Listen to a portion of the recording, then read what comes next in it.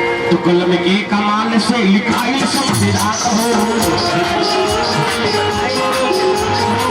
कलम से पहली बात पर भी बड़ा हो।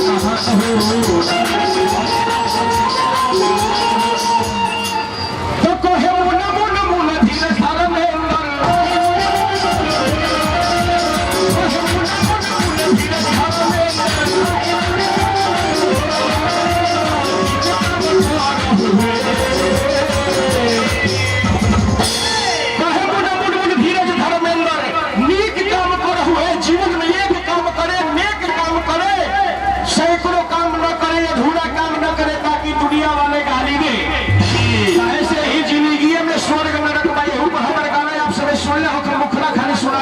कहना बा कि स्वर्ग नरक भाई भाई,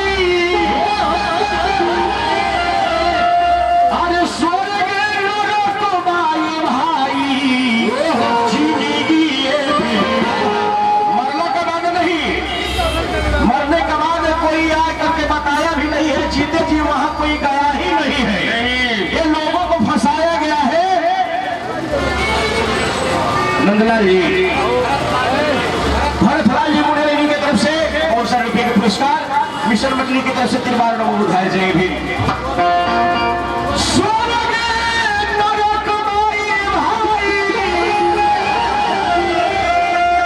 और स्वर्ग नरक भाई भाई, जिंदगी स्वर्ग नरक भाई भाई, इसलिए कहना है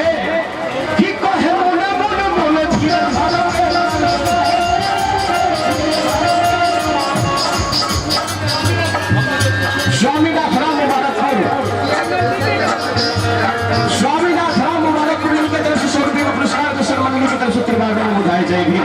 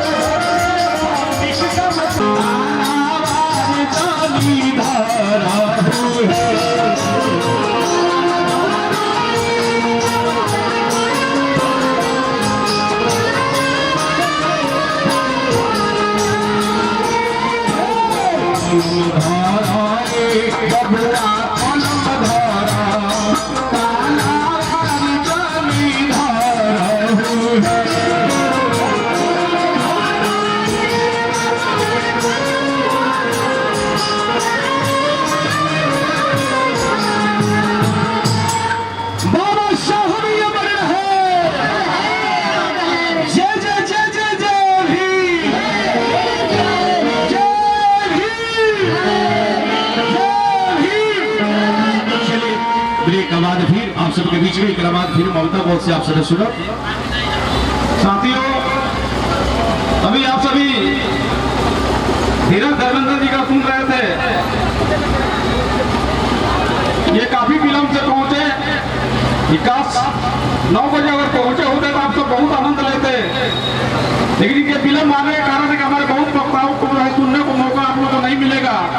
विशेषकर हम उस वक्ता को सुनवाने के लिए आप लोगों से आग्रह करूंगा, कुछ वक्ता तब तक आप लोग बैठे रहिए जब तक तो आप दिल्ली से चलकर जो वक्ता हमारे बीच आए हुए हैं वो बहुत सारी जानकारी आप सबों को देंगे। उनके सुनने के बाद ही आप आगे के कार्यक्रम को बहुत कुछ सुनने को मिलेगा। धीरज धर्मेंद्र भी बहुत लेट आ गए तो लेट तक प्रोग्राम देंगे, ये लेट आ गए तो इनसे लेट तक हम सुनेंगे। तो चलिए इसी कड़ी में हमारे बीच जीरादेवी विधानसभा के विधायक अमरजीत कुशवाहा साहब पधारे हुए हैं। मैं इनसे आग्रह करूंगा आगे चंद शब्दों में बाबा साहब पर अपने मुखार बिंदु से 2 शब्द बोले और बाबा साहब के जीवन चरित्र से लेकर उनके शिक्षा पर ही प्रकाश डालने का कष्ट करेंगे।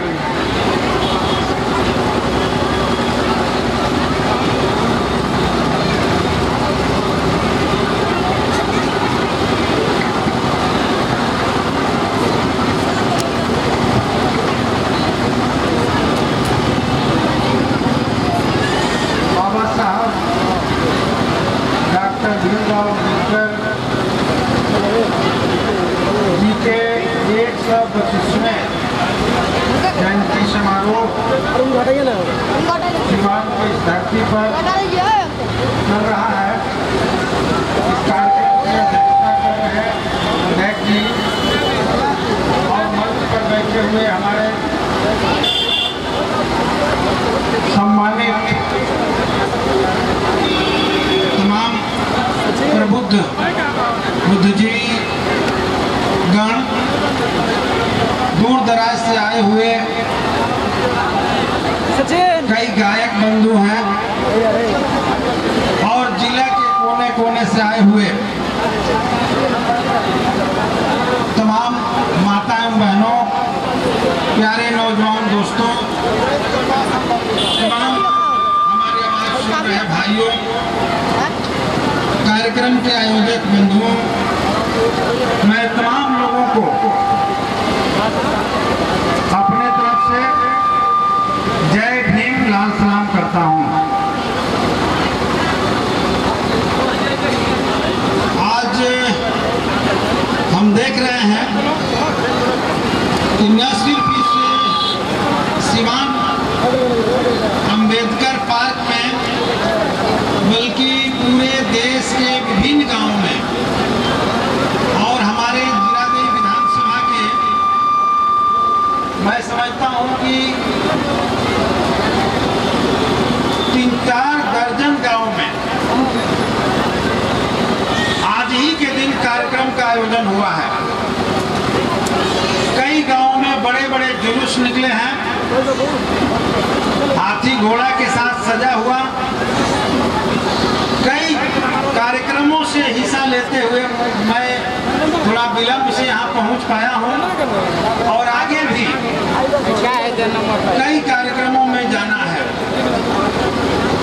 ये उत्साह जो आज हम देख रहे हैं, मैं सबसे पहले इन सभी जगहों पर जो लोग भी इस कार्यक्रमों का आयोजन कर रहे हैं, मैं उन तमाम लोगों को अपने तरफ से इतने भव्य कार्यक्रम के आयोजन के लिए बधाई देता हूँ, धन्यवाद देता हूँ। आज हम जिस महान व्यक्तित्व को याद कर रहे हैं, जिनके जीवन और संघर्ष की चर्चा कर रहे हैं, जिनसे हम प्रेरणा लेने की बात कर रहे हैं, निश्चित तौर पे मैं समझता हूँ आज के समय में उस व्यक्तित्व की क्या प्रासंगिकता है, इस पर भी चर्चा करना जरूरी है। इसलिए कि जन्म से ही बाबा साहब को संघर्ष शुरू करना पड़ा था। पढ़ाई के लिए सबसे पहले उन्होंने संघर्ष किया, लड़ते संघर्ष करते किसी तरीके से जो सामाजिक व्यवस्था थी उस व्यवस्था में संघर्ष करके पढ़ाई जब पूरी की, आजादी के बाद देश के संविधान लेखन की जब चुनौती दी गई तो वही संघर्ष उनको उस समय भी करना पड़ा। और मैं समझता हूँ कि आज जब वो नहीं है तो हम सब उनके जो अनुयायी लोग हैं, आज उन्हीं ताकतों से एक नया संघर्ष हम लोग कर रहे हैं। तो कौन से लोग हैं और वो कौन सा संघर्ष और कौन सा लड़ाई है, मैं इसी पर प्रकाश डालूंगा। बाकी बहुत सारे वक्ता लोग विभिन्न बिंदुओं पर बोले, तो मुझे आज के दौर में जो लगता है कि बाबा साहब ने जिस संविधान को हमें दिया, वो संविधान लेखन के समय में जो संघर्ष उन्होंने किया, मुझे जहां तक जानकारी है कि हमारे देश के भीतर उस समय भी कुछ ऐसे लोग थे जो संविधान लिखने के पक्ष में नहीं थे। वो लोग चाहते थे कि मनुस्मृति को ही इस देश के संविधान के रूप में मान्यता दे दी जाए। 2 वर्ष 11 महीना 18 दिन जो संविधान लिखने में लगा,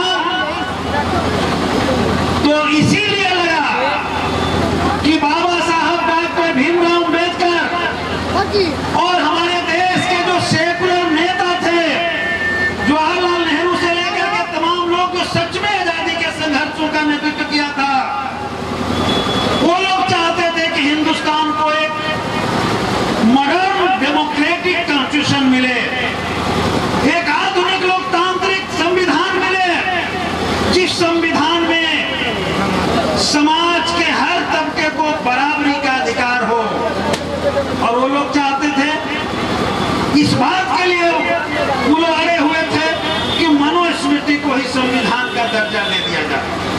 लेकिन मैं कहना चाहता हूं कि ये बाबा साहब ही थे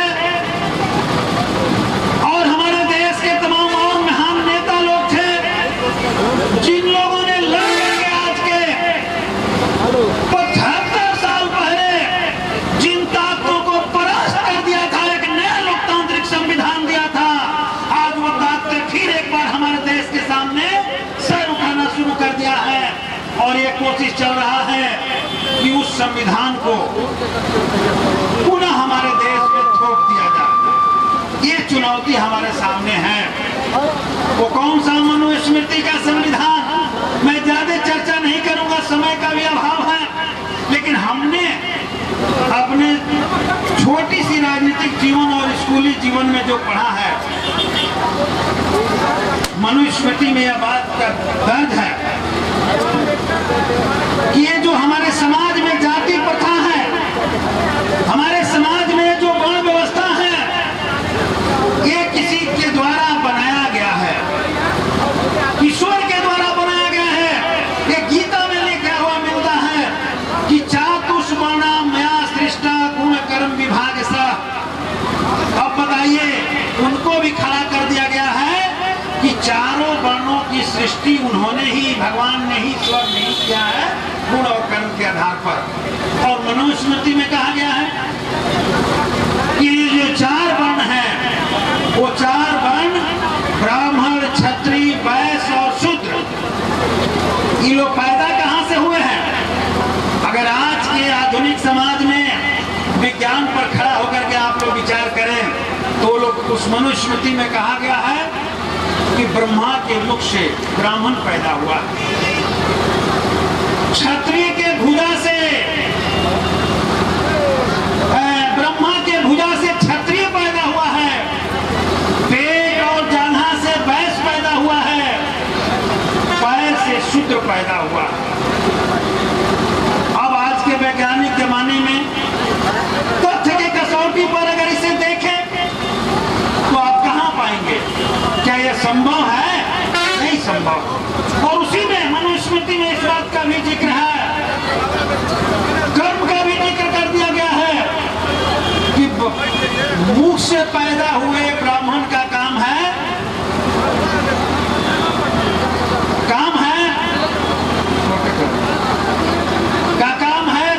अध्ययन करना, अध्यापन कराना, दान लेना, जग कराना, ये सारा महान काम उन्हीं के जिम्मे है। हम लोगों को कह दिया गया कि आपको पढ़ना लिखना नहीं है, ज्यादा पढ़ोगे तो कान में सुनकर उस नियम को मान लिया जाए। तो आज हम जो कुशवाहा समाज से एक गरीब घर से पैदा हुए हैं, तो भाई ब्रह्मा के कथनानुसार जो उनके भुजा से पैदा हुआ क्षत्रिय होगा, वो MP MLA बनेगा, हम लोग को तो मौका ही नहीं मिलेगा। तो इसलिए मैं कहना चाहता हूं कि उनके अनुसार हमें इस राजपाट में भी जाने का अधिकार ही नहीं है, राजपाट से हमें दूर रहना है। और बाकी केवल काम है कि खेती करो, दूध पैदा करो, दही पैदा करो, सब्जी पैदा करो, व्यवसाय करो, सब ले आकर के उनके घर पहुंचा दो। अब बाकी शूद्र के जिम्मे है कि इन सबका सेवा करो, सफाई करो, इसी काम में रहो। इस नियम को आज के समय में फिर एक बार ये लोग कोशिश कर रहे हैं कि लागू कर दिया जाए। इसलिए बंधुओं, मैं आपसे कहना चाहते हैं कि हमारे सामने सबसे बड़ी जो चुनौती है कि अगर हम बाबा साहब को मानते हैं, उनको याद कर रहे हैं, तो हमें एक संकल्प लेने की जरूरत है कि बाबा साहब के सपना जो था, वो जो जिस तरह के समाज का निर्माण चाहते थे, वो चाहते थे जाति का उन्मूलन हो, वो चाहते थे, वो खुद उन्होंने कहा था कि जिस दिन भारत हिंदू राज बन जाएगा, हिंदुस्तान सबसे विपत्ति का वो दिन होगा हिंदुस्तान वासियों के लिए। ये सारी बातों को ध्यान में रखते हुए वो चाहते थे कि एक समता मूलक बराबरी का समाज हो, जिसमें सब लोगों को बराबर का अधिकार हो। ये बाबा साहब चाहते थे और इसीलिए संविधान में तो लिख दिया। जब नहीं मिला तो बाबा साहब ने मंत्रिमंडल से इस्तीफा दे करके संघर्ष का रास्ता तय किया। और इसलिए मैं आप लोगों से इस दिन पर यह अपील करना चाहूंगा कि अभी भी उनका सपने का भारत बनना बाकी है। संविधान जरूर हमें मिला है, आज उस संविधान पर भी खतरा मंडरा रहा है, उस संविधान को भी पलटा जा रहा है, उस संविधान में जो हमें अधिकार मिला है उसे भी छीना जा रहा है, तो उसे भी हमें बचाना है। और इसके लिए जरूरी है कि पढ़ना होगा, जोर लगाकर पढ़ना होगा। और पढ़ने से ही सिर्फ काम नहीं चलेगा, पढ़ने के बाद हमें एकजुट होना होगा। और एकजुट होते हुए जो अंतिम रास्ता उन्होंने बताया कि संघर्ष करना होगा, जरूरत पड़ी तो ऐसी भगवा ताकतें जो हमारे संविधान को बदल करके और मनुस्मृति को संविधान बनाना चाहती है, वैसे ताकतों से दो हाथ करना पड़ेगा, तब जाकर के हम बाबा साहब के सपनों का भारत बना सकते हैं। और इसलिए मैं आप लोगों से आग्रह करूंगा, अपील करूंगा कि हम गांव-गांव में खूब याद करें। अभी जद्दोजहद चल रहा है, दरौली में मूर्ति लगाने के लेकर माननीय विधायक सचदेव जी डटे हुए हैं कि बाबा साहब की मूर्ति लगे, प्रशासन वहां नहीं चाहता है लगे, तो ये भी लड़ रहे हैं हम, जगह जगह मूर्तियां लगे, जगह जगह मनाया जाए, कार्यक्रम हो। लेकिन उससे भी जरूरी है कि जो उन्होंने बताया है उस रास्ते पर चल करके हम लोग उनके सपनों को पूरा करें। और मैं आप लोगों को कहना चाहता हूं कि हम लाल झंडे के सिपाही हैं, कम्युनिस्ट पार्टी माले के हम लोग हैं, लेकिन हमारी पूरी लड़ाई, और मैं कहता हूं कि बाबा साहब ने ब्लू झंडा लेकर के मंत्रिमंडल से इस्तीफा देकर जिस लड़ाई की शुरुआत किया था, हम लोग इस बिहार की धरती पर लाल झंडा लेकर उसी लड़ाई को आगे बढ़ा रहे हैं।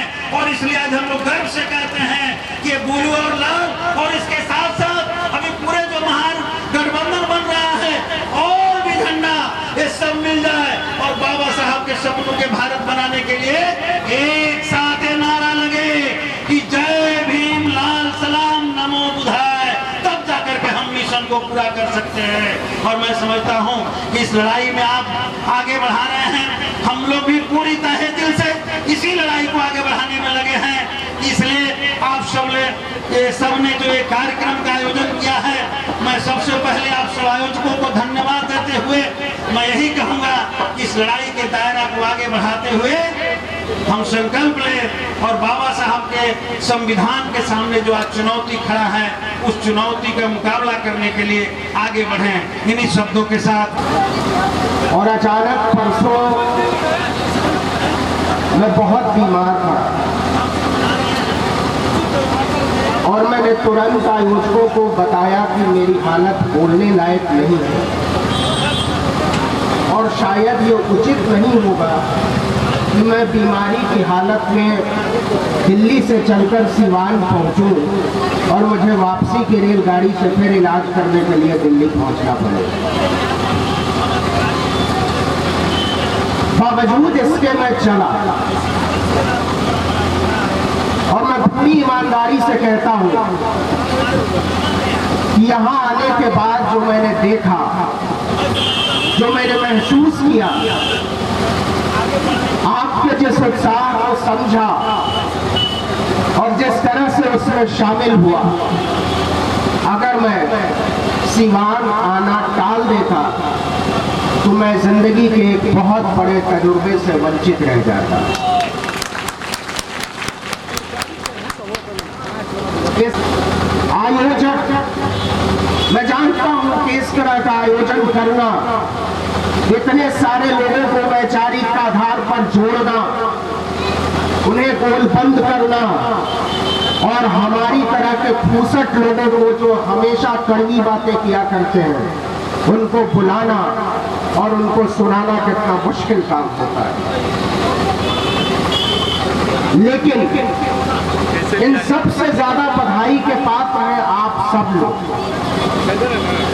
वो इसलिए कि जिस दारुण वक्त में हम लोग जी रहे हैं, जिस मुश्किल दौर से से हम गुजर रहे हैं, हमारी राजनीति गुजर रही है, हमारी जिंदगी गुजर रही है, हमारे रिश्ते गुजर रहे हैं, हमारी भावनाएं गुजर रही हैं।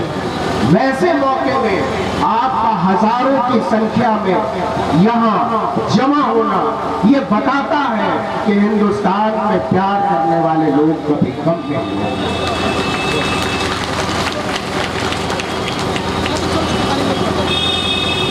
मैं क्यों कह रहा हूं कि मुझे यहाँ आना बहुत अच्छा लगा। हम कौन लोग, आप कौन लोग, ये सब कौन लोग, क्यों आए, हम क्या चाहते हैं, क्या ये भीड़ है या फिर नागरिकता के बोझ से पैदा हुआ है झुकाव? हम सब न्याय, बंधुत्व और एकता के पक्ष में खड़े हुए वो लोग हैं जो चाहते हैं कि संविधान का निजाम जिंदा रहे, बचा रहे। हम सब वो लोग हैं जो चाहते हैं कि मनुष्यता बची रहे। हम सब वो लोग हैं जो चाहते हैं कि भाईचारा बचा रहे।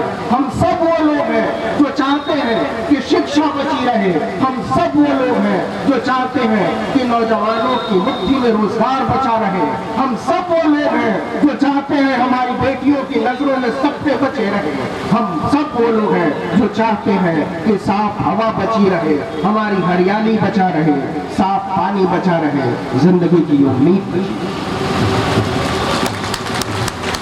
मैं जब यहाँ चौराहे पर खड़ा था करीब 1 घंटे पहले, और ठीक इसी चौराहे पर शहीद चंद्रशेखर की प्रतिमा के नीचे, मैं खुशकिस्मत हूँ कि मैं शहीद चंद्रशेखर की प्रतिमा के सामने से बोल रहा। और उसी चंद्रशेखर की प्रतिमा के नीचे आयोजकों ने मेरी भी एक तस्वीर छोटी सी लगा दी है।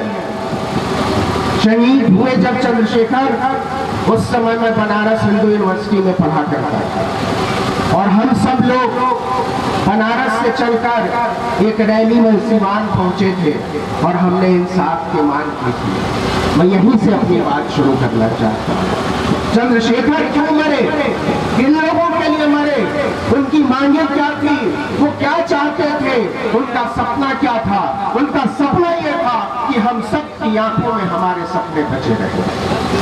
उस सपने के लिए शहीद हुए चंद्रशेखर, उस सपने के लिए मिनिस्ट्री से इस्तीफा दिया बाबा साहब भीमराव अंबेडकर ने।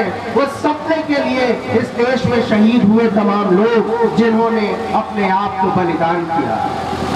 और आज जब हम सब लोग यहाँ जमा हुए हैं तो बात शुरू करना चाहता हूँ कि कैसे बचा रहेगा वो सपना, और कैसे बची रहेगी वो आग जो हमारे और आपके सीने में बराबर है। लोग कहते हैं कि अनटचेबिलिटी खत्म हो गई, अछूतपन खत्म हो गया। मैं मानता हूँ कुछ हद तक खत्म हुआ है, लेकिन जब मैं ये भाषण दे रहा हूँ ठीक उसी समय मध्य प्रदेश में एक आदमी को घोड़ी से उतार दिया गया है, वो दलित है। लेकिन मैं जो बात करना चाहता हूँ वो ये है कि आप दूसरे तरह का अछूतपन लाना चाहते हैं, आप दूसरे तरीके से हमको अलग थलग करना चाहते हैं, आप दूसरे तरीके से हमको अपना गुलाम बनाना चाहते हैं, आप दूसरे तरीके से चाहते हैं कि हम दबे कुचले लोगों की बिरादरी में हमेशा उम्र भर के लिए एक गुलाम की तरह शामिल रहे। वो ऐसे कि आप हमसे हमारे शिक्षा के अधिकार को छीन लेना चाहते हैं। आप चाहते नहीं है कि हम पढ़े लिखे, आप चाहते नहीं है कि हम सोचना शुरू करें, आप चाहते नहीं है कि हम आपके बराबर की कुर्सी पर बैठकर आपसे बराबरी की बात करें। और इसलिए इस देश के शिक्षा संस्थानों को बेचा जा रहा है, इसलिए इस देश के विश्वविद्यालयों को नीलाम किया जा रहा है, इसलिए इस देश के इंस्टीट्यूशन को प्राइवेट इंस्टीट्यूशन को बदला जा रहा है, इसलिए इस देश में प्राइवेट एजुकेशन का निजाम खड़ा किया जा रहा है, और इसलिए आप तमाम नौकरियों को प्राइवेट नौकरियों में बदल देना चाहते हैं, इसलिए कि दलित बढ़ जाए, इसलिए कि ओबीसी आपका नौकरी न मांगने लगे, इसलिए कि इस देश का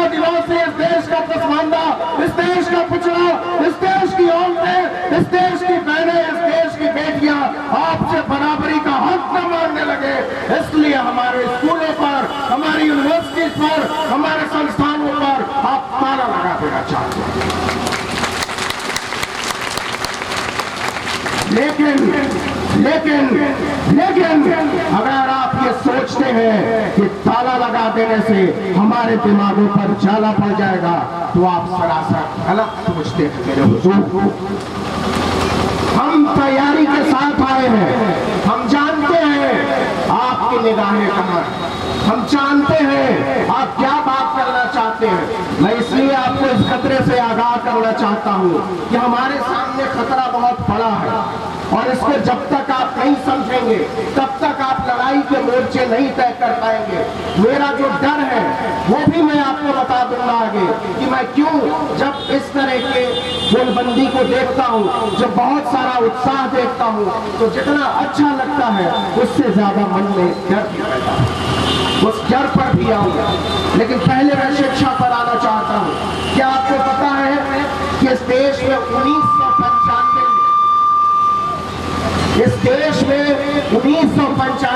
एक प्राइवेट यूनिवर्सिटी हुआ करती थी, सिक्किम मणिपाल यूनिवर्सिटी। आज की तारीख में इस देश में 450 प्राइवेट यूनिवर्सिटी है और इससे कम है सरकारी यूनिवर्सिटी। तय होना चाहिए। आप आरक्षण की बात करते हो, आप कहते हो कि इस देश में आरक्षण की व्यवस्था खत्म हो जानी चाहिए क्योंकि सारे लोग बराबर हो गए। चलिए 1 मिनट के लिए मान भी लिया आपकी बात, लेकिन अगर इस देश में आरक्षण की व्यवस्था ने वाकई काम किया है तो आपको बताना होगा कि इस देश के किसी भी केंद्रीय विश्वविद्यालय में एक भी दलित प्रोफेसर क्यों नहीं है। आपको बताना पड़ेगा कि इस देश के किसी भी IIT में एक भी पिछड़ा प्रोफेसर क्यों नहीं है। आपको बताना पड़ेगा कि इस देश के विश्वविद्यालयों में हमारी बिरादरी से PhD करने वाले लोग क्यों नहीं है। आपको बताना पड़ेगा कि नीट में आपने आज तक OBC रिजर्वेशन को रोके क्यों रखा। आपको बताना पड़ेगा और अगर आप नहीं बताएंगे तो हम आपको दिल्ली के तख्त से उतार कर फेंक देंगे। हम और आप मिलकर आपको बराबरी का हिसाब मांगेंगे। ये लड़ाई कब तक जारी रहेगी, ये संघर्ष कब तक जारी रहेगा जब तक एक भी बच्चे को गाय से पानी पीने की वजह से मारा गया है। ये लड़ाई उस दिन तक जारी रहेगी जिस दिन एक भी आदमी को घोड़ी से उतारा गया है।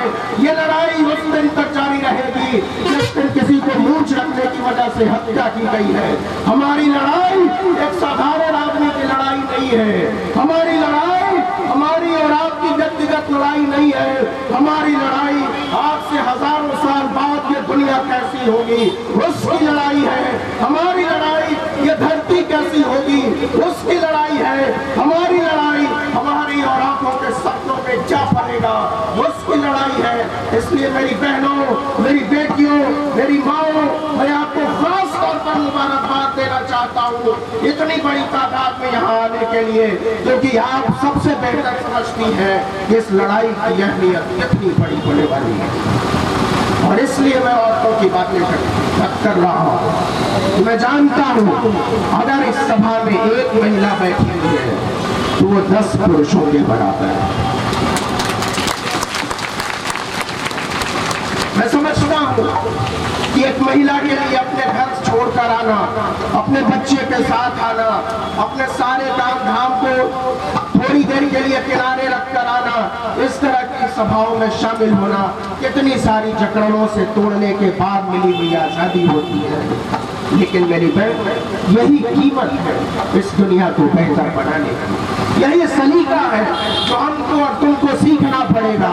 यही तसव्वुर है जो हमारी और तुम्हारी आंखों में पलना चाहिए। लेकिन मैं क्यों कह रहा हूँ कि एजुकेशन जरूरी है, इसलिए कह रहा हूँ मैंने सुना है नया इतिहास लिखा जा रहा है। मैंने सुना है कि इतिहास से बहुत सारी चीज़ों को मिटाया जा रहा है। मैंने सुना है कि मुगल बादशाहों के दौर को 350 साल के इतिहास को पढ़ाया नहीं जाएगा, ये दिल्ली से तय हुआ है।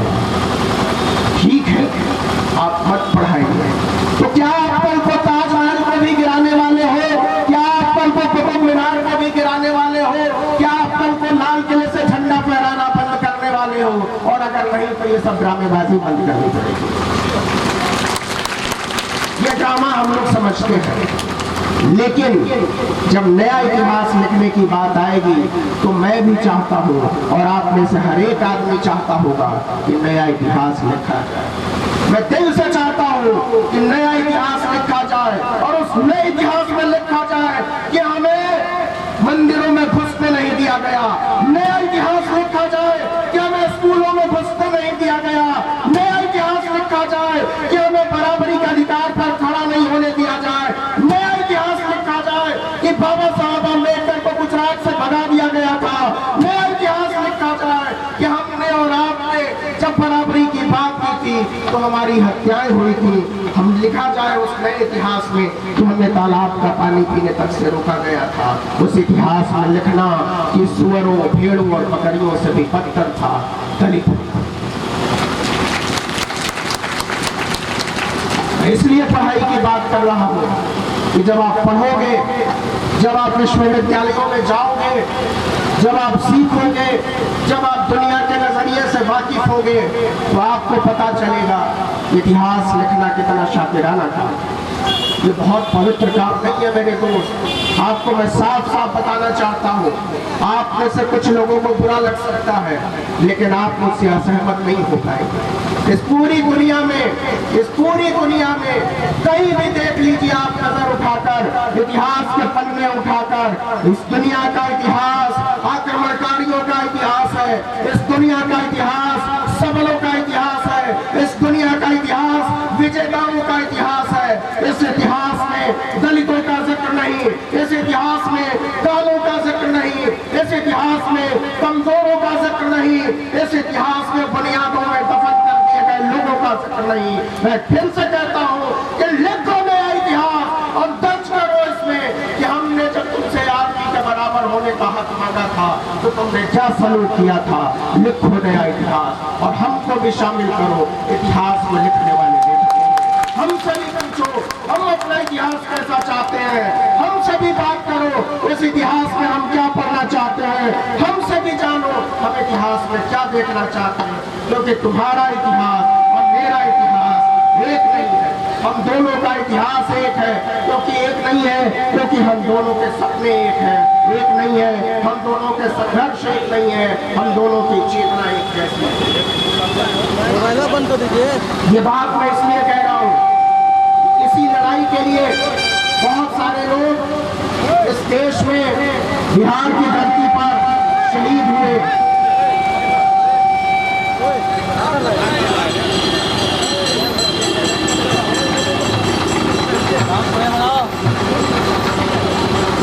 इसी देश में, इसी बिहार में कर्पूरी ठाकुर हुए, जिन्होंने पहली बार जब रिजर्वेशन की बात की ओबीसी के लिए तो नारा चलाया गया, आरक्षण कहां से आई, कर्पूरिया के माई भी आई।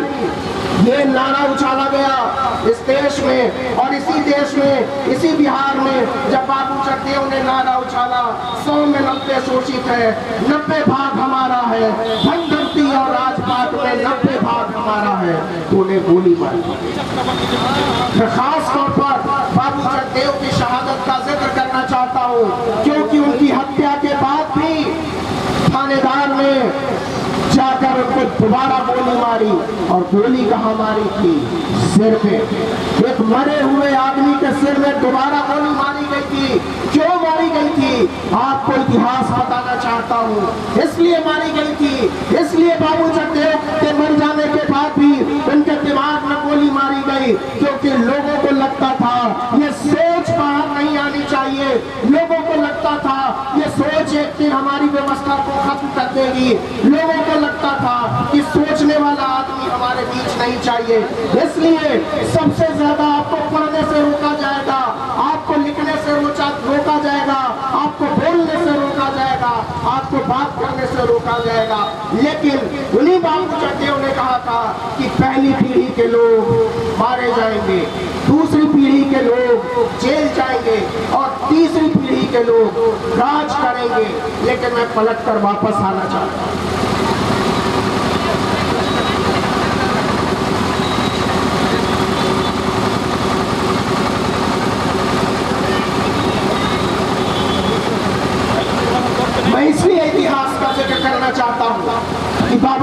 कहते थे, जो लोग अपने इतिहास को नहीं जानते, जो लोग अपने इतिहास को भूल जाते हैं, वो अपने भविष्य का निर्माण नहीं कर सकते। इसलिए अपने इतिहास को जानिए, अपने इतिहास को समझिए।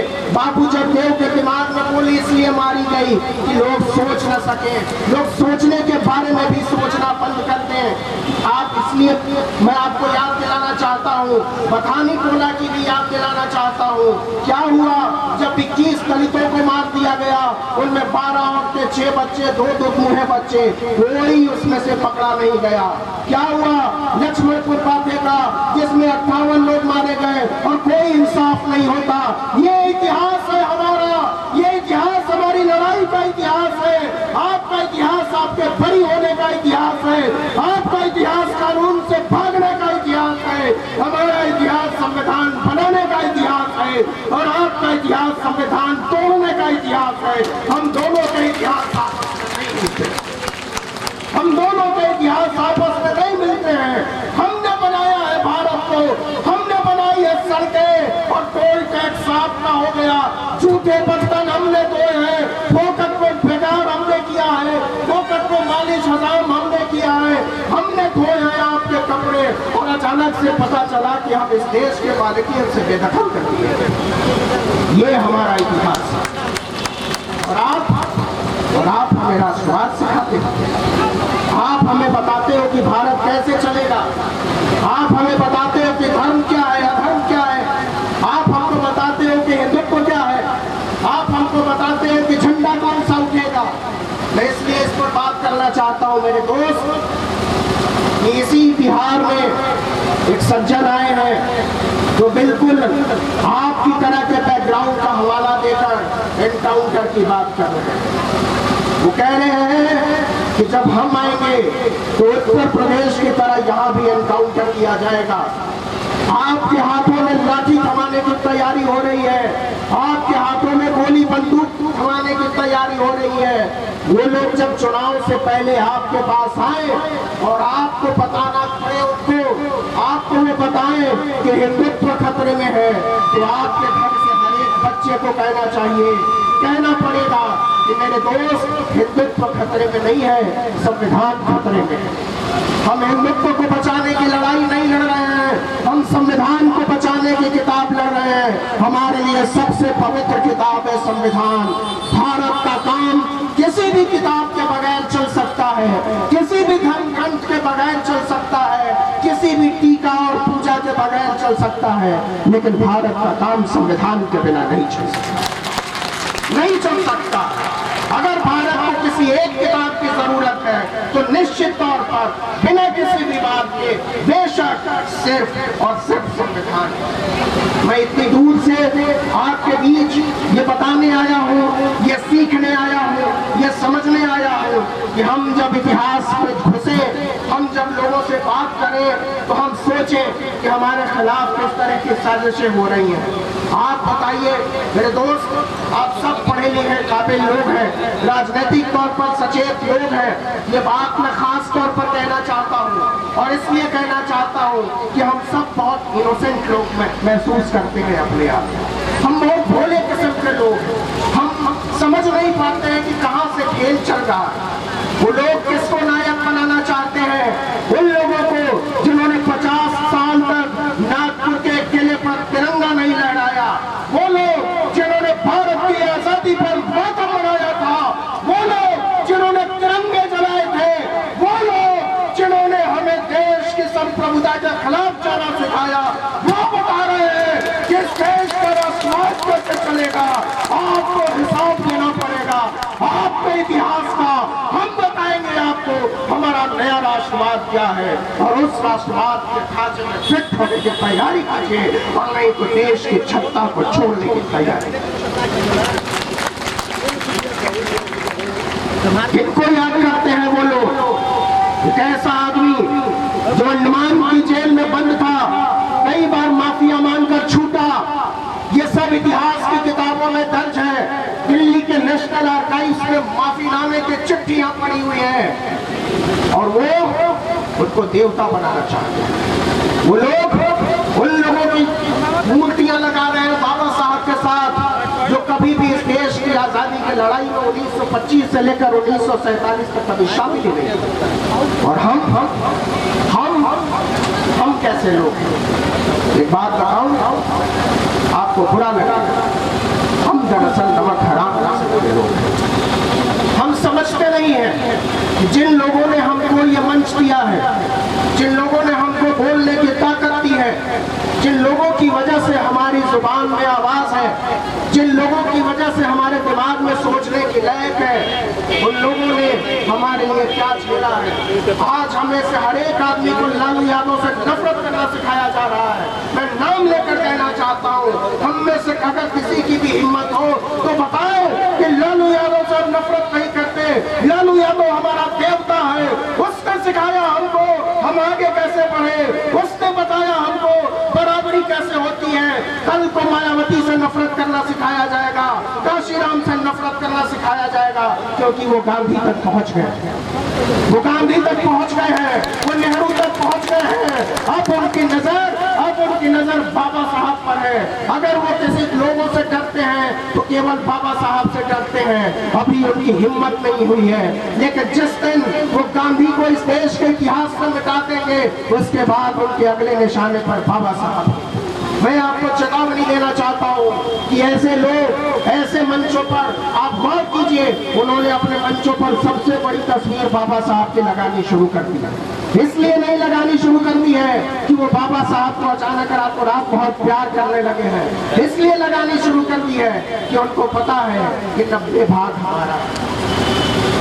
बात चली है 80-20 की, 80 की राजनीति, राष्ट्रवाद की राजनीति, 20 की राजनीति, राष्ट्रवाद के खिलाफ की राजनीति। नहीं साहब, ये 80-20 की लड़ाई नहीं है, ये 90-10 की लड़ाई है। 90 वो लोग हैं जिन्होंने इस देश में कमेरे लोगों के बीच काम किया है। ये वो लोग हैं जिन्होंने झूठे बर्तन धोए हैं। ये वो लोग हैं जो खेतों में अनाज उगाते हैं। ये वो लोग हैं जो पुल बनाते हैं। ये वो लोग हैं जो शहर साफ करते हैं। ये वो लोग हैं जो तुम्हारी गंदगी साफ करने के लिए कतर में उतरते हैं। हम 90 लोग तय करेंगे इस देश की हुकूमत कौन लोग चलाएंगे और कौन लोग बनाएंगे। ये 80-20 की लड़ाई नहीं है, ये 90-10 की लड़ाई है।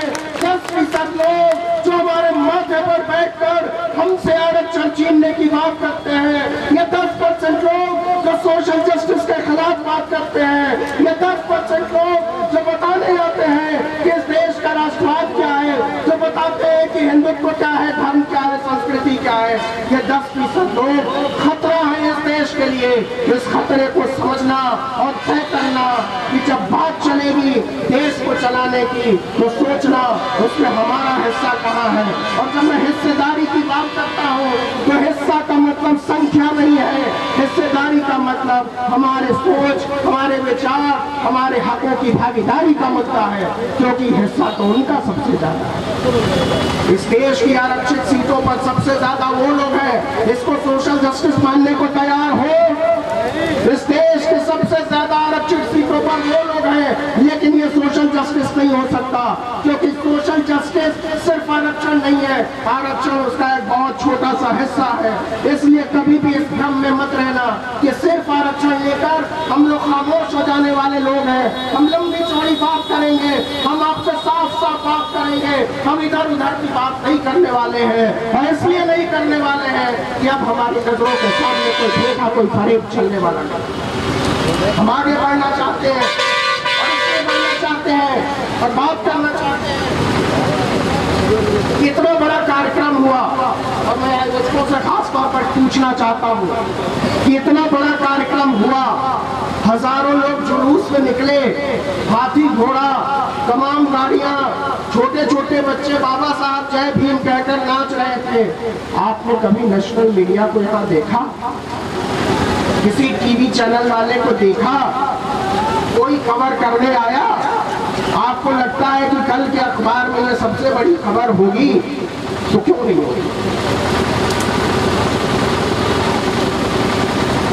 इसकी शुरुआत मैं 2014 से करना चाहता हूं।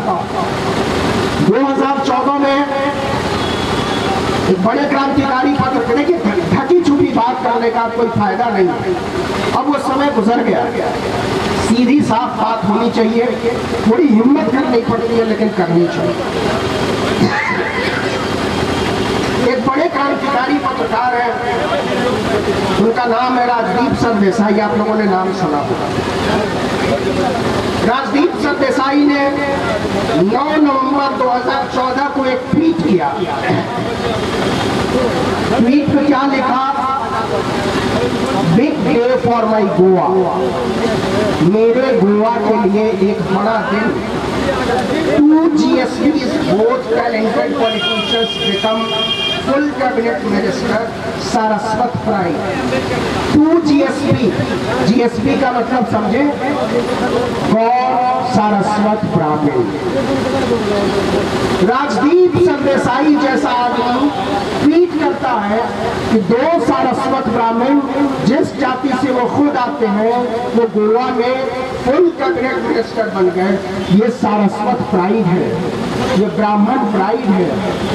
और यहाँ अगर कोई 2 DSP यादव बन जाए ना तो जातिवाद शुरू हो जाता है। अगर कोई 2 दूसरी जाति के, पिछड़ी जाति के लोग शुरू हो जाए ना तो मायावती को गालियां पड़ने लगती है। मैंने क्यों 2014 से शुरुआत की? इसलिए शुरुआत की कि अभी बिहार के एक बहुत प्यारे लाल परे जैसे लगा है तमिलनाडु, वो दंगा फैला रहा था। वो 2 सरकारों के बीच, मैं तो नाम नहीं लेना चाहता, वो इस लायक नहीं है कि उसका नाम लिया जाए। वो एक टपोरी है जो अपने आप को जर्नलिस्ट कहता है, पत्रकार कहता है। वो एक मवाली है जो इस समाज के लिए खतरा है। उसके खिलाफ NSA लगाया गया तो क्या हुआ? मीडिया में हलचल पैदा हो गई। एक से एक पत्रकार, एक से एक प्रोग्रेसिव लोग ट्वीट करने लगे, नहीं नहीं नहीं नहीं नहीं नहीं नहीं, गलती की है, समझाओ उसको। NSA लगाना गलत है, NSA नहीं लगना चाहिए, इतना बड़ा कानून उसके खिलाफ नहीं लागू होना चाहिए।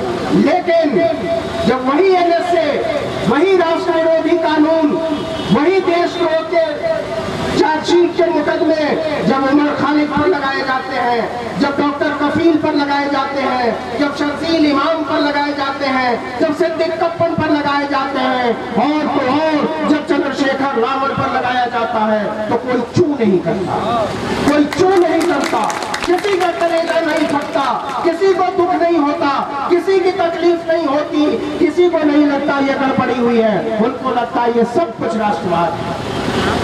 चंद्रशेखर रावण को जेल में डाल देना उनको लगता है कि ये राष्ट्रवाद है। आज तक ने ट्वीट किया, परसों जाकर उठाकर देख लीजिए, आज तक ने क्या ट्वीट किया? वो ट्वीट करता है, कौन कौन चाहता है अतीक का एनकाउंटर। आज तक ने अपने ऑफिशियल ट्विटर हैंडल से लिखा, कौन कौन चाहता है अतीक का एनकाउंटर। मैं आज तक के मालिक अरुण पुरी, आज तक के मैनेजिंग डायरेक्टर कलीपुरी से पूछना चाहता हूँ, यह सर्वे आपसे शुरू हो जाना चाहिए कि आप चाहते हो अतीक का एनकाउंटर, और अगर आप नहीं चाहते हो, आपके जवाब नहीं देना चाहते हो, तो ये गंदे लोग, ये घटिया लोग, ये गिरे हुए लोग, ये नीच लोग कौन है जो कानून को बदलकर देश में एनकाउंटर को मीडिया का दस्तूर बनाना चाहते हैं। ये इसलिए हुआ, इनकी हिम्मत इतनी बढ़ गई, इसलिए बढ़ गई, जिन्होंने बहुत सोच समझकर हमारी आपकी तरह के लोगों को मीडिया हाउसेस में आने से रोका। अगर हम गलती से चले गए तो हमको बाहर करने के तरीके ढूंढे जाने लगे, इसलिए हमको अपना मीडिया खड़ा करने के बारे में सोचना चाहिए। अवध बिहारी जी चले गए, वरना मैं पूछता और मैं शायद बताता कि इस देश में बहुत सारे लोग आए जो बहुजन कब्जे से थे, सरकारें चलाई। बिहार में अभी भी एक बहुजन की सरकार है, बहुत साल से है। उत्तर प्रदेश में 6 टर्म रहा। इसके अलावा भी कुछ सवाल है। हमने अपना मीडिया हाउस क्यों लिखा? हमारा चैनल कहाँ है? हमारा हक है पूछना कि हमारा अखबार कहाँ है, और अगर अभी तक नहीं हुआ तो आगे इसका रोड मैप क्या है? ये सवाल मेरे मन में इसलिए आता है, और ये बात केवल सरकार की नहीं है मेरे बाबू, ये बात केवल पैसे की नहीं है, ये बात नियम की है, ये बात समझदारी की है, ये बात वैचारिकी की है। और ये बात मैं साबित कर दूंगा कि ये बात कैसे वैचारिकी की है। ये बात वैचारिकी की इसलिए है कि इस देश में 5 जन्य तो नहीं बनी होता, वो तो निकाले जा रहे हैं 70-75 साल से। अभी उन्होंने उसका मनाया प्लैटिनम जुबली 75 साल होने पर। 75 साल से तो भाजपा की सरकार नहीं थी, वो कैसे चलता रहा, कैसे चलता रहा स्वदेश, कैसे चलता रहा ऑर्गेनाइजर, कैसे चलता रहा दैनिक जागरण, आज भी चलता रहा। लेकिन बाबा साहब का लोक नायक बंद हो जाता है। आपने सुना मूक नायक कोई अखबार चल रहा है, आखिरी बार उसकी जो कॉपी बिकी वो 600 कॉपी थी। बाबा साहब के रहते हुए वो अखबार बंद हुआ। तो हमको सोचना पड़ेगा हमारा मूक नायक क्यों बंद हो जाता है, हमारा जस्टिस क्यों बंद हो जाता है, हमारा मॉडर्न नेशनलिस्ट क्यों बंद हो जाता है, हमारा वैश्विक भारत क्यों बंद हो जाता है, हमारा समता क्यों बंद हो जाता है, हमारा प्रबुद्ध भारत क्यों बंद हो जाता है। बिहार में सर्च लाइट बंद हो गया, बिहार बंधु बंद हो गया, ये सब हमारे मीडिया घराने क्यों बंद हो गए। ये बात इसलिए मैं कह रहा हूँ कि आगे की लड़ाई आप मीडिया के बिना नहीं लड़ पाओगे, नहीं लड़ पाओगे, नहीं लड़ पाओगे। इस बात को आप लिखिए। और मैं एक बात इसलिए जोर देकर कहना चाहता हूँ और मीडिया पर इसलिए मैं बात करना चाहता हूँ कि एक टीका बिकती है, छोटी सी टीका बिकती है, 10 पन्ने की वो टीका है, मैं उसका नाम नहीं लूंगा, बहुत सारे लोगों की भावनाएं आहत हो सकती हैं। उस टीका में लिखा हुआ है कि अगर ये कथा तुम नहीं सुनोगे या बीच में छोड़ दोगे तो अगर कारोबारी हो तो तुम्हारा कारोबार खत्म हो जाएगा, तुम सुहागन हो तो तुम्हारा पति बन जाएगा, अगर तुम्हारा बच्चा है तो बच्चा बन जाएगा। और एक बार आप फिर से उस कथा के शहर में चले गए तो सब वापस आ जाते हैं।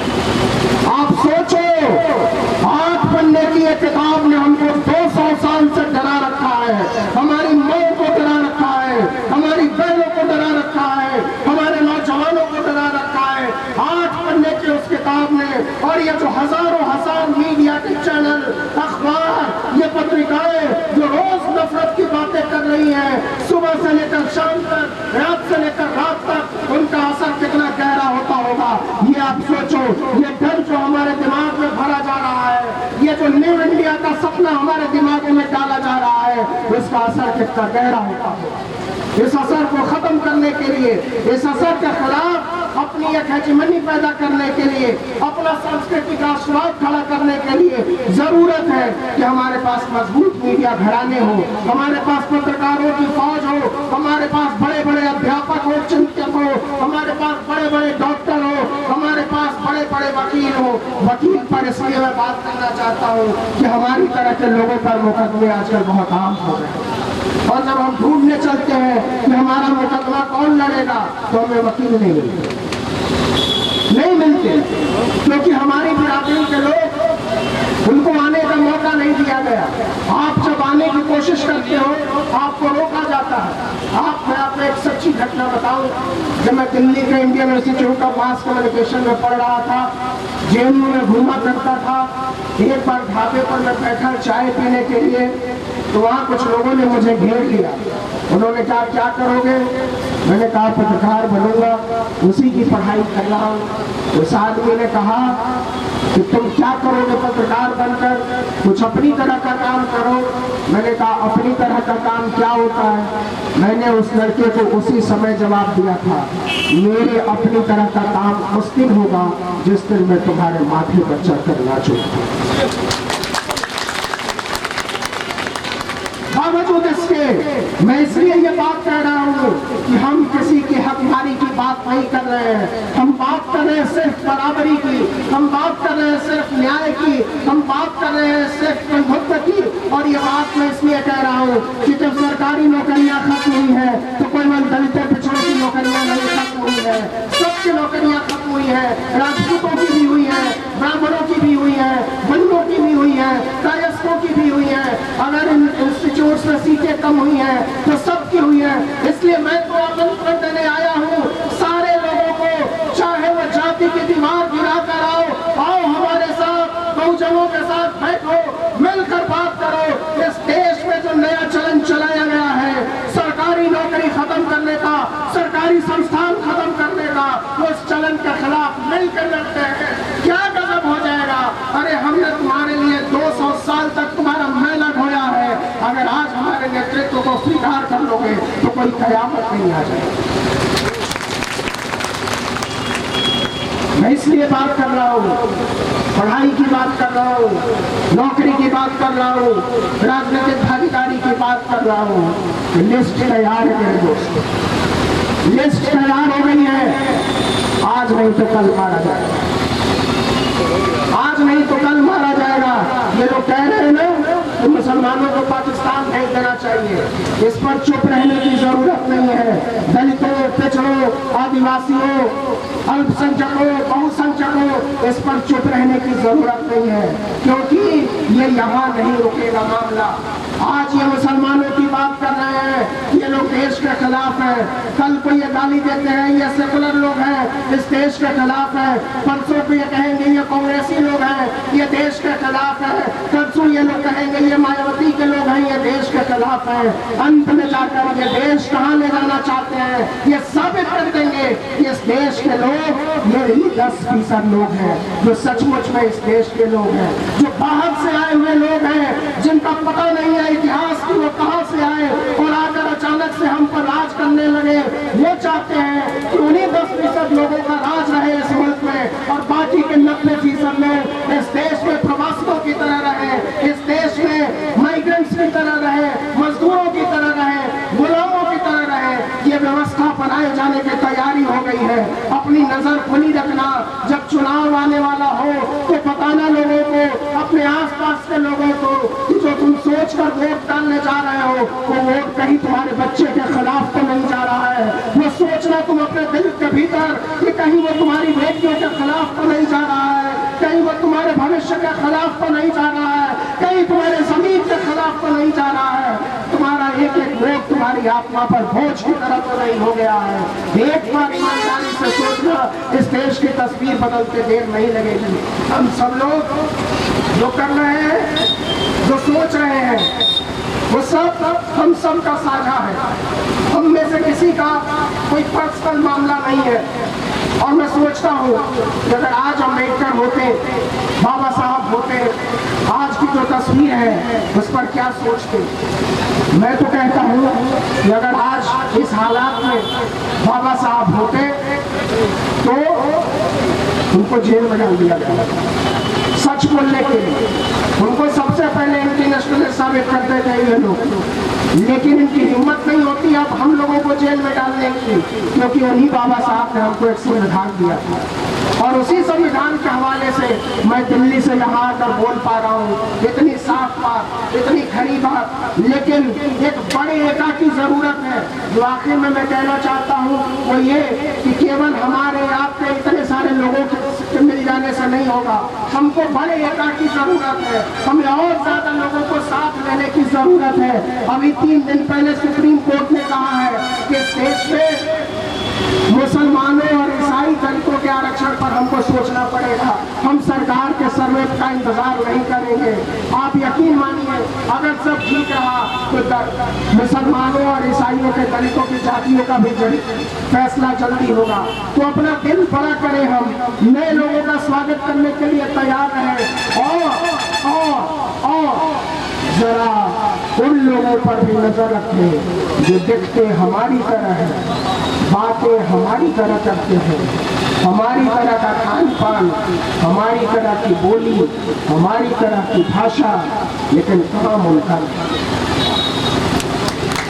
ये लोग, ये गद्दार हमारे लिए सबसे बड़ा खतरा है। और ये गद्दार मैं बाबा साहब से उधार लेकर शब्द कह रहा हूँ, ऐसे गद्दारों से सावधान रहना जो हमको और तुमको भड़काते हैं अपने ही लोगों के खिलाफ, जो हमको और आपको, हमारे और आपके हाथों में तलवार थमा देना चाहते हैं, त्रिशूल थमा देना चाहते हैं, किताबों की जगह कोई घंटा घड़ियाल थमा देना चाहते हैं, धूप अगरबत्ती थमा देना चाहते हैं। ये लोग नहीं चाहते कि हम बराबरी की बात करें, ये लोग नहीं चाहते कि हम समानता की बात करें, ये लोग नहीं चाहते कि हम लोकतंत्र की बात करें, ये लोग नहीं चाहते कि हम संविधान की बात करें। इसलिए मैं कह रहा हूँ कि जब जातीय वर्चस्व के खिलाफ लड़ाई लड़ा हम तय करें कि हम कहीं ऐसा तो नहीं है कि जातिवादी वर्चस्व के खिलाफ लड़ते लड़ते हम सांप्रदायिक और फांसीवादी गठजोड़ के पक्ष में जाकर खड़े हो गए हैं। ये बहुत महीन लकीर है मेरे दोस्त, हमेशा याद रखना। हम जातिवाद मिटाना चाहते हैं, हम बराबरी का अधिकार लाना चाहते हैं, हम चाहते हैं कि ये दुनिया बराबरी के साथ आगे बढ़े, लेकिन हम फांसीवादी और सांप्रदायिक गठजोड़ के साथ हरगिज़ समझौता करने को तैयार नहीं है। ये हमारी और आपकी नजरों में बिल्कुल शीशे की तरह साफ होना चाहिए। क्या कसूर है प्रोफेसर आनंद तुमटे का? क्या कसूर है प्रोफेसर हनी बाबू का? क्या कसूर है गौतम नौलखा का? क्या कसूर है सुधा भारद्वाज का? क्या आदिवासियों की लड़ाई को दिल्ली के कोर्ट तक पहुंचाने वाले प्रशांत जी के खिलाफ जो 5 लाख का जुर्माना लगाया गया, उसका कोई हिसाब होगा? हम इस पर बात करने को राजी हैं। हमें इस पर बात करने की तैयारी करनी पड़ेगी, क्योंकि ये सोचना पड़ेगा कि अगर 82 साल के फादर अस्टेन स्वामी जो अपने से पानी नहीं पी सकते, जो बिना स्ट्रॉ यानी पाइप लगाए हुए खुद से पानी नहीं पी सके, अगर वो इस देश के लिए खतरा है, अगर वो इस देश के लिए खतरा है, तो फिर अंधे राष्ट्रवाद के आडंबर को इस देश के बच्चे से खतरा है। आपको इस देश के बच्चे को उठाकर जेल में डालना होगा। आपको इस देश के हर नौकरी मांगने वाले नौजवान को जेल में डालना होगा। आपको स्कूल में पढ़ाई का हक मांगने वाली हर लड़की को उठाकर जेल में डालना होगा। अपनी बराबरी का हक मांगने वाली हर औरत को उठाकर जेल में डालना होगा। हम एक तरफ समतामूलक विशाल समाज की तैयारी की दिशा में आगे बढ़ रहे हैं, दूसरी तरफ आप अपनी जेलों को बड़ा करने की तैयारी करना चाह रहे हैं। हम तो कहते हैं छोड़िए जेलों को बड़ा करने की तैयारी, आप इस देश को जेलों में तब्दील कर दीजिए। हम खुशी खुशी कैद होने को तैयार हैं, लेकिन हम बराबरी की मांग करना छोड़ेंगे। ये सारी बातें एक दूसरे से जुड़ी हुई हैं, ये सारी बातें एक साथ चलेंगी। कोई भी लड़ाई एकाकी नहीं होती। डॉक्टर साहब ने कहा था, बाबा साहब ने कहा था कि वो शिक्षा ही है जो हमको सामाजिक दास्ता से मुक्त कर सकती है, वो शिक्षा ही है जो हमको राजनीतिक स्वतंत्रता की ओर ले जा सकती है, वो शिक्षा ही है जो कमजोर और गरीब वर्ग के लोगों को सामाजिक राजनीतिक आर्थिक स्वतंत्रता दिला सकती है।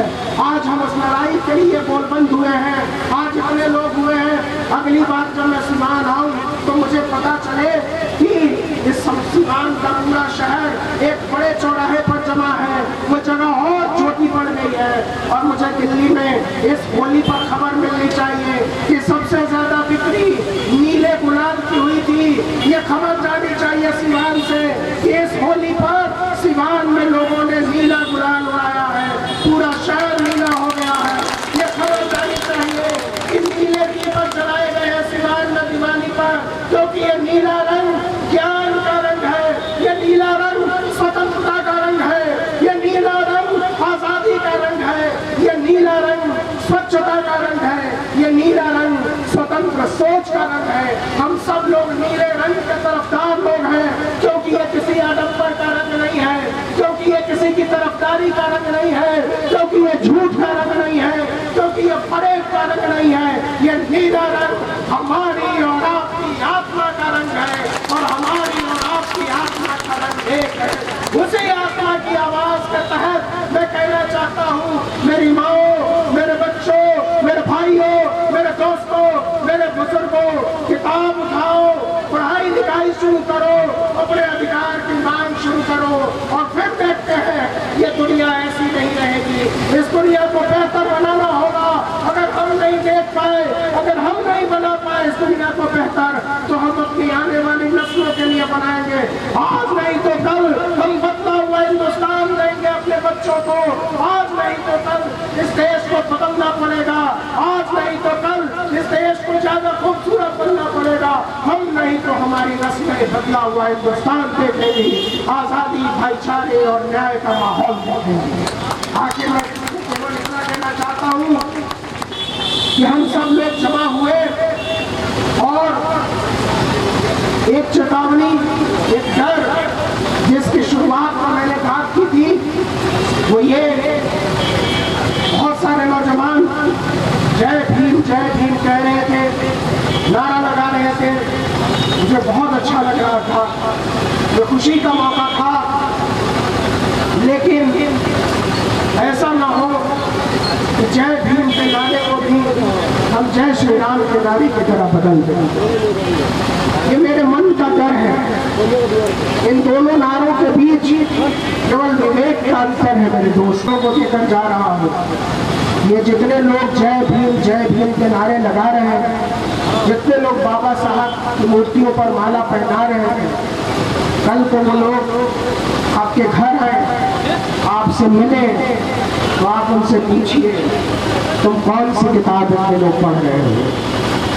और अगर वो किताब नहीं पढ़ रहे हैं तो उनको बताइएगा कि तुमको किताब पढ़नी पड़ेगी। तुम्हारा पढ़ना, तुम्हारी पढ़ाई के बगैर ये नारा पूरा नहीं होता। जय भीम एक नारा नहीं है, ये एक आंदोलन है, ये समझदारी का आंदोलन है, ये विवेक का आंदोलन है, ये वैचारिकी का आंदोलन है, ये समझदारी का आंदोलन है। और जब तक ये नारा है, इस नारे के साथ किताबें हैं, मैं गारंटी देना चाहता हूँ इस देश में किसी की औकात नहीं है कि संविधान को खत्म करे। एक छोटी सी बात और करना चाहता हूँ कि हम सब लोग अपना अपना काम छोड़कर यहाँ जमा हुए हैं। एक छोटी सी बात कर देना चाहता हूँ कि थोड़ा हम माहौल को समझें। संघर्ष हमेशा लंबा होता है और बदलाव का रास्ता उससे भी ज्यादा लंबा होता है। हमारी राजनीति, हमारी समझ कैसे आगे बढ़ेगी? हमको ये बोलने का माहौल इसलिए मिला कि कुछ लोगों ने वोट बैंक छोड़कर मैदानों का रास्ता लिया, संघर्षों का रास्ता लिया, लड़ाइयों का रास्ता लिया, आराम के त्याग का रास्ता लिया। कहीं ऐसा तो नहीं हो जाएगा कि इस नारे से हम मैदानों के रास्ते से बढ़ते हुए कोट पैंट पहनने का सपना देख रहे हैं। ये दोनों बातें इसलिए मैं जरूरी तौर पर समझाना चाहता हूँ। ये लड़ाई लंबी चलने वाली है। ये हमारी महत्वाकांक्षाओं, हमारी व्यक्तिगत महत्वाकांक्षाओं की लड़ाई में तब्दील नहीं होनी चाहिए। हम सब हजारों हजार साल की दास्तां के खिलाफ लड़ रहे हैं, एक वैचारिक गुलामी के खिलाफ लड़ रहे हैं। इस लड़ाई में बहुत सारे लोग मारे गए हैं, शहीद हुए हैं, अपना सब कुछ बलिदान किया है। हम उसको बचाने की लड़ाई लड़ रहे हैं। और उसी के हवाले से मैं कहना चाहता हूँ कि जब तक इस देश में संविधान है, जब तक इस देश में बाबा साहब की तस्वीर है, जब तक इस देश में उनकी बताई हुई शिक्षाएं हैं, जब तक बुद्ध है, तब तक इस देश में कभी नहीं कम होंगे संविधान के तरफदार। इस देश में कभी कम नहीं होंगे भाईचारे के तरफदार। इस देश में कभी कम नहीं होंगे मोहब्बत के तरफदार। इस देश में कभी कम नहीं होंगे समानता, न्याय और बंधुत्व के तरफदार। मैं संविधान के हवाले से देख रहा हूँ सीवान के माहौल में, यहाँ की फजाओं ने, हवाओं ने आपके हाथों में दिल्ली से, लखनऊ से, भोपाल से मोहब्बत के हजारों खतूत भेजे हैं। और ये खतूत खुले हुए हवा में उड़ रहे हैं और ये बता रहे हैं कि इस देश से संविधान को मिटने मत देना, इस देश से भाईचारे को मिटने मत देना, इस देश से लोकतंत्र को मिटने मत देना, मत मिटने देना। इस देश से तुम्हारी आत्मा की आवाज को मत मिटने देना, तुम्हारी आंखों में पलते हुए सपनों को मत मिटने देना। उन तमाम हसरतों को जो हमारे और तुम्हारे सीने में समान रूप से पलते हैं। और आखिर में मैं सिर्फ इतना कहना चाहता हूँ कि बेलचे लाओ, बेलचे लाओ, हो तो जमीन की तहे, बेलचे लाओ, हो तो जमीन की तहे। मैं कहाँ दफ्त हूँ कुछ पता तो चले, मैं कहाँ दफ्त हूँ कुछ पता तो चले। आपने मुझे बुलाया, इतने प्यार से सुना, अच्छी अच्छी बातें की, मुझे इतना सम्मान दिया। मैं चाहता हूँ ये सम्मान इसका 100 गुना करके इस लायक बन सकूँ कि आपको लौटा सकूँ। हम सबका संघर्ष किसी वाजिब अंजाम तक पहुँच सके, किसी तार्किक अंजाम तक पहुँच सके। उस दिन से खूबसूरत इस देश में कोई खूबसूरत दिन नहीं होगा।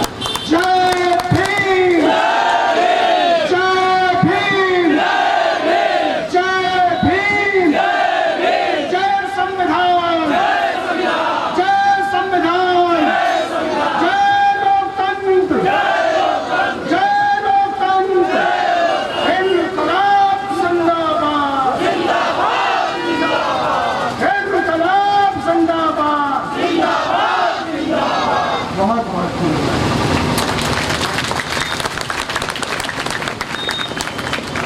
हेलो साथियों, अभी आप सभी नवीन कुमार जी का सुन रहे थे।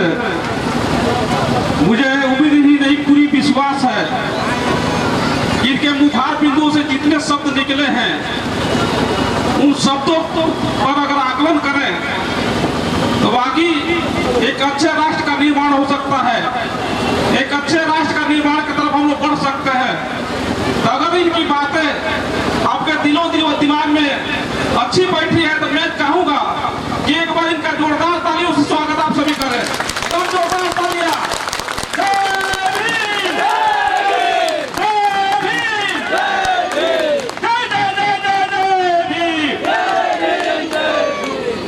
चलिए साथियों, कार्यक्रम को आगे बढ़ाते हुए मैं आप सबों को गीत और संगीत की दुनिया में यानी मिशन गायक धीरज धर्मेंद्र को आमंत्रित कर रहा हूं कि आवे और बाबा साहब पर जो आपका मिशन गायक है, गीत है, उसको सुनावे। खाना की व्यवस्था टाउन हॉल में की गई है, बारी बारी से आप खाना वहां खा सकते हैं, फिर आकर बैठते जाइए खाना खाने के बाद, क्योंकि ये कार्यक्रम चलते रहेगा। ये कार्यक्रम जब तक आप रहेंगे, मैं ये स्वस्थ कर देना, पहले भी बता चुका हूँ कि 5-6 बजे तक ये कार्यक्रम चलेगा। आप टाइम देंगे तो कार्यक्रम चलते रहेगा। हमारे बीच और भी वक्ता है, हमारे बीच कुछ और वक्ता है, कुछ बच्चियां भी अपना विचार देना चाहती हैं जो हमारे बीच के हैं। इसलिए आप लोग घर से बैठे रहे और जिनको भूख लगी है धीरे से उठकर जाकर खाना खा ले, फिर आकर बैठ जाए। धीरज धर्मेंद्र मिशन गायक।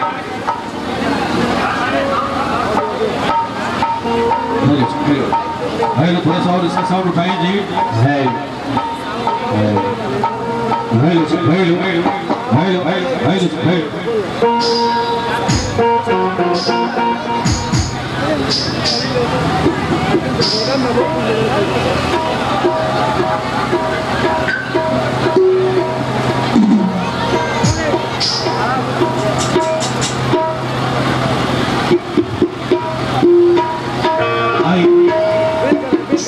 समय के भी अभाव हम ज्यादा समय ना ले हो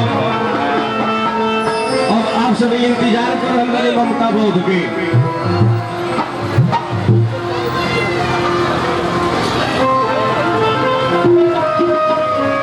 चलिए तो हम आवाज है ममता बोध जी, क्योंकि आप आगे आइए और हमारी माँ बहने को अपने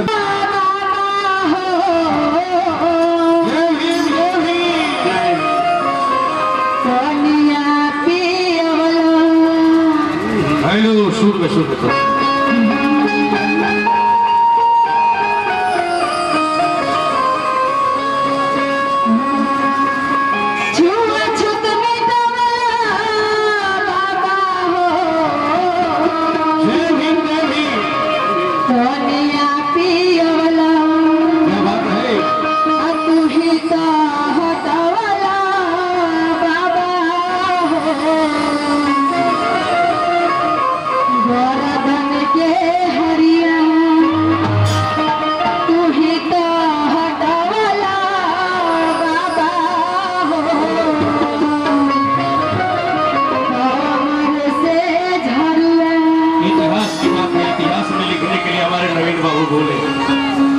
इतिहास में लिखा जाए कि पानी पीने का भी अधिकार नहीं था।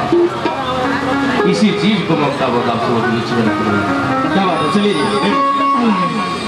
आइए तालियों के साथ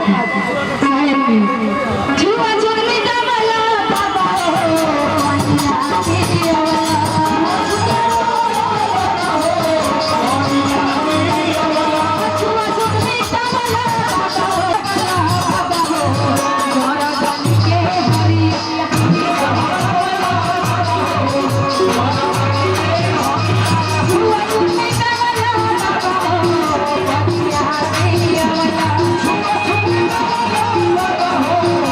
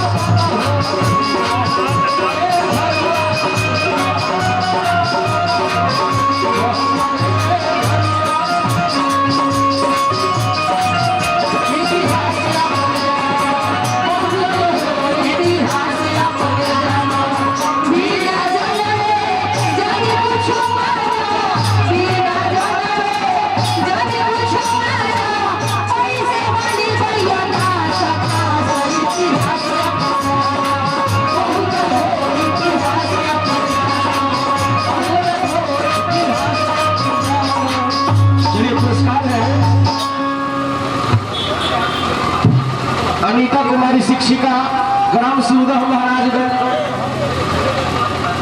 नीरज कुमार शिक्षक ग्राम सिवदह महाराजगंज, इनकी तरफ से 100 रुपए का पुरस्कार है। मिशन मंडली की तरफ से त्रिवार नमो बुधाय जय भीम। बहुजन हो इतिहास अपन जानो, बिना जनल जन कुछ मानो, कैसे बन गई लदा से खास इतिहास अपन जानो।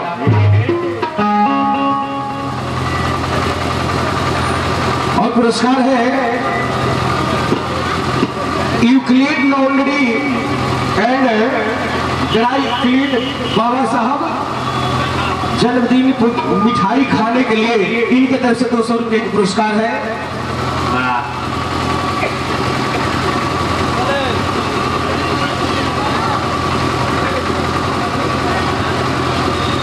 Professor Raja Singh college Shivan doctor Sunita ji की तरफ से 500 रुपए का पुरस्कार जी।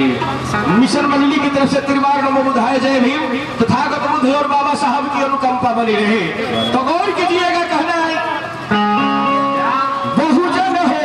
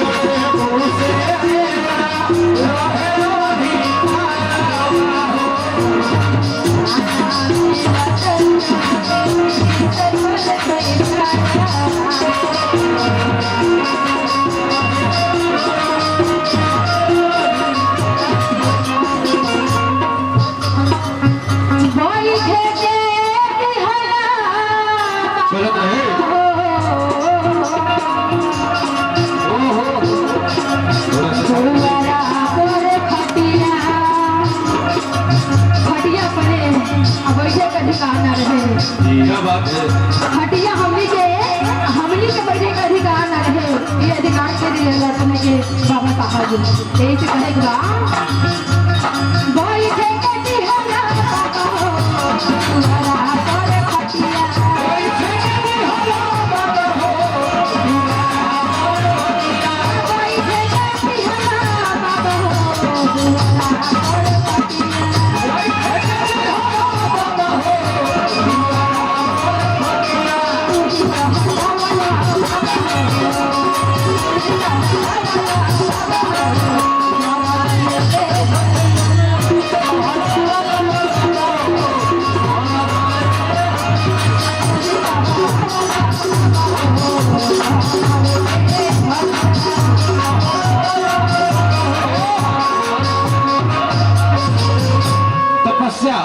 तपस्या कुमारी की तरफ से 100 रुपए का पुरस्कार।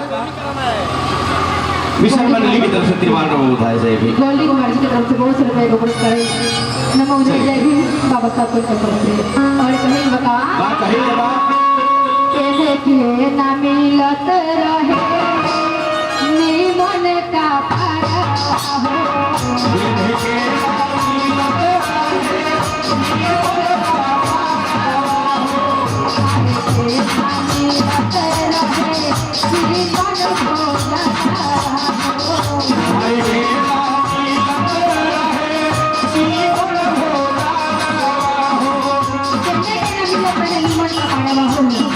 आज इतना बने बने कपड़ा खरीदने वाले समझिए बाबा साहब के इसलिए कहना है कौन कीजिएगा।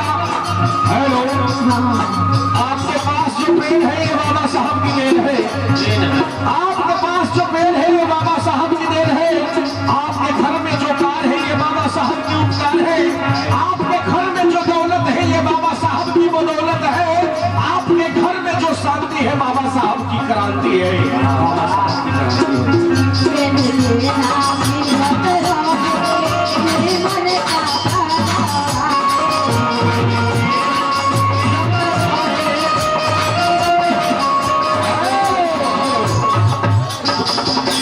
भरत राम शिक्षक जी की तरफ से 100 रुपए के पुरस्कार। भरत राम शिक्षक जी की तरफ से 100 रुपए के पुरस्कार मिशन मंडली की तरफ से त्रिवारण बुधाए जय भीम। तथागत बुद्ध बाबा साहब के अनुकंपा बनी रहे। खाए के नाम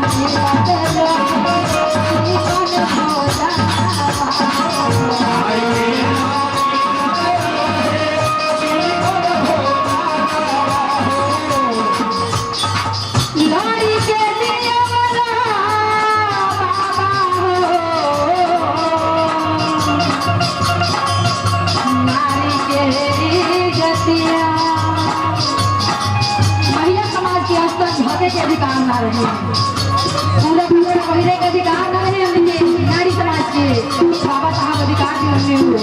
यही से कहे लाड़ी के दिया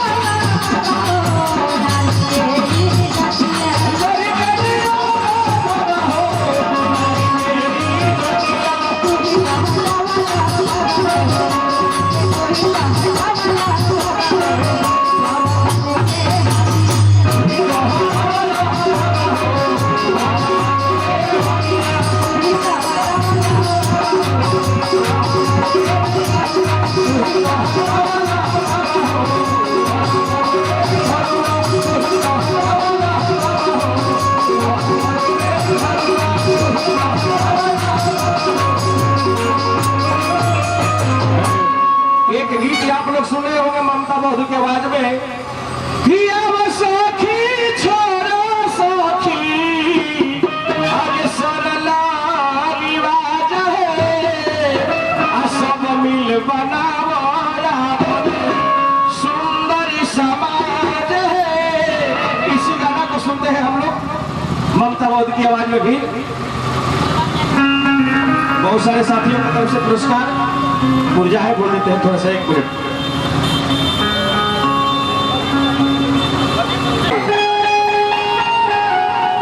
तैयार बनी लो साथे साथे गायब लगे लो इसमें तो गीत रो मित्र भाई, क्या बात है जी, अगर वो लोग साथ दे तभी गाएं।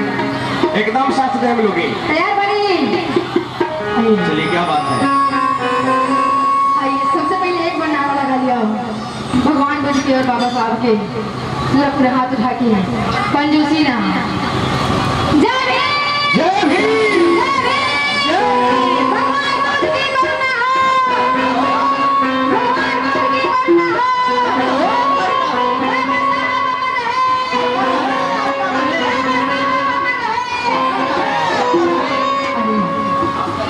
आवसकी छोड़ा सखी सरला रिवाज है, आवसकी छोड़ा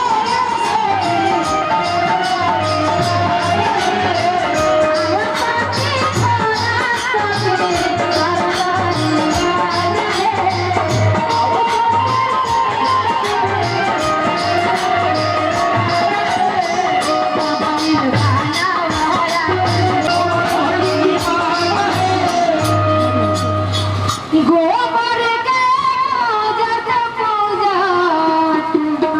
गोबर भइल दिमाग गोबर के खेत में फेंक, गोबर के खेत में फेंक उपजिया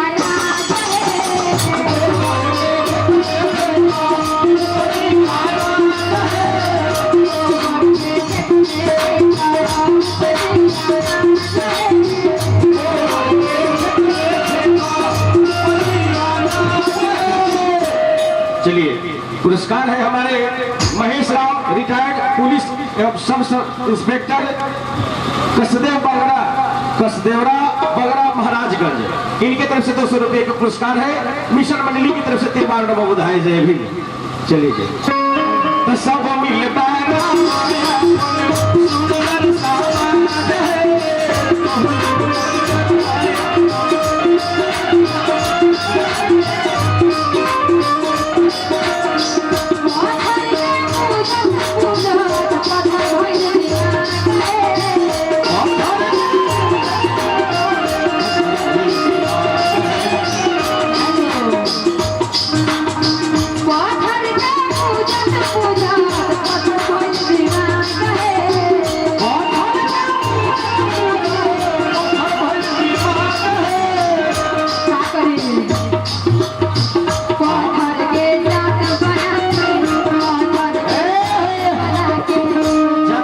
से फिजिकल फिटनेस बनल रहे, शुगर प्रेशर से भी बचल रहे लोग। पहले इतना ऑपरेशन ना होते रहे, आज 95% ऑपरेशन होता। निमन निमन अन्न लोग खाता, निमन निमन बीमारी हो जाता, सारा मशीन के सेवा लोग लेता, शरीर से मेहनत नहीं होती। ऐसे ध्यान दे लगे काम बा। चिकन खाइले से चिकन बीमारी होता है। चिकन में रुपये खर्चा होता क्या बात है ये?